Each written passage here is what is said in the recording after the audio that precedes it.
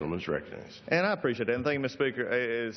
As we come here today, one of the things that strikes me, and one, of course, I support the rule and the underlying bill, H.R. 4315, because it really strikes a balance. And as part of the working group that has been meeting, and under the Chairman Hastings and others, and Mr. Bishop, is dealing with, my friend from Utah said, an issue that has not been touched in many, many years. And there's nothing that really, from our perspective of government, that should not be looked at every once in a while.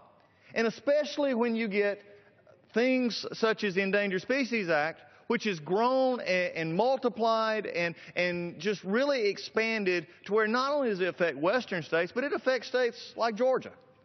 It affects issues, and to come to the floor today to take an issue with a bill that simply from its concept, there could have been, and I think my friend from Utah would say, we could have actually went after a lot more in this. We could have took on the Endangered Species Act and said, let's make it better for the 21st century. Instead, we went to targeted reforms, targeted aspects of it. And said, let's look at transparency.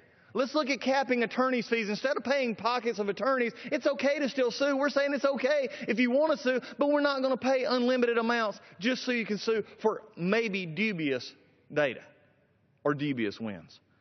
This is an issue of transparency. Wouldn't we want to put that money into protecting actual endangered species? Is that not what the Endangered Species Act is about? Is it actually protecting endangered species? The problem with the Endangered Species Act, however, is that it's expanded to where now the endangered species is jobs. It is people. It is the people who are affected by the Endangered Species Act. And all we're saying is, let's shine a little light on it.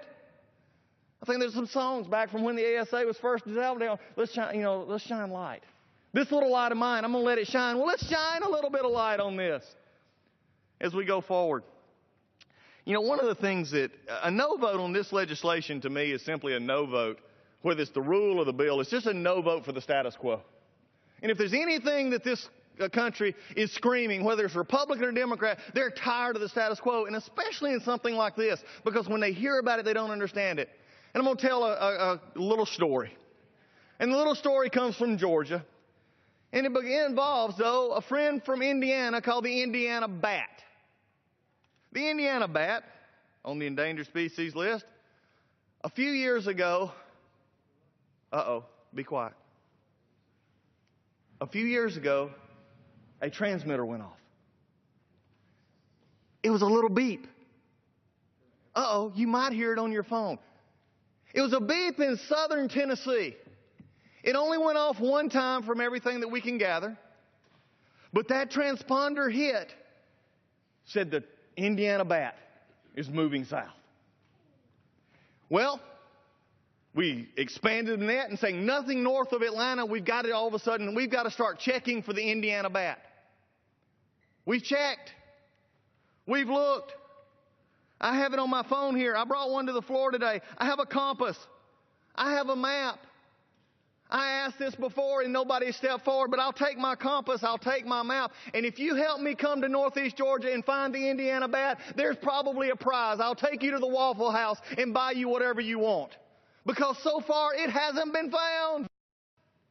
In fact, the last time the Indiana bat was actually seen in Georgia was in Athens in the 40s. Now, Athens is the home to a wonderful, fine, upstanding institution called the University of Georgia. Go Dogs.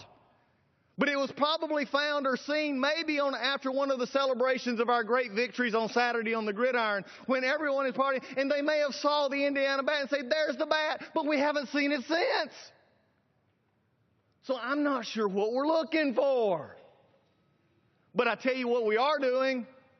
We're paying almost $100,000 on every road project over and above the cost for hard-earned taxpayer dollars on the federal and state level, looking for a bat that may have existed in a fraternity party in Athens 45, 50, 60 years ago, because nobody knows. But it came because, listen,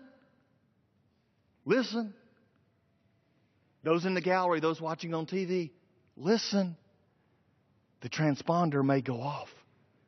And we may just block off all kinds of areas to say, pay more because the transponder went off. Now, many times our friends across the aisle say, we just, on our side, we just want business and we don't care about endangered species. We don't care about the environment. There's no other Republican. You come to the 9th District of Georgia.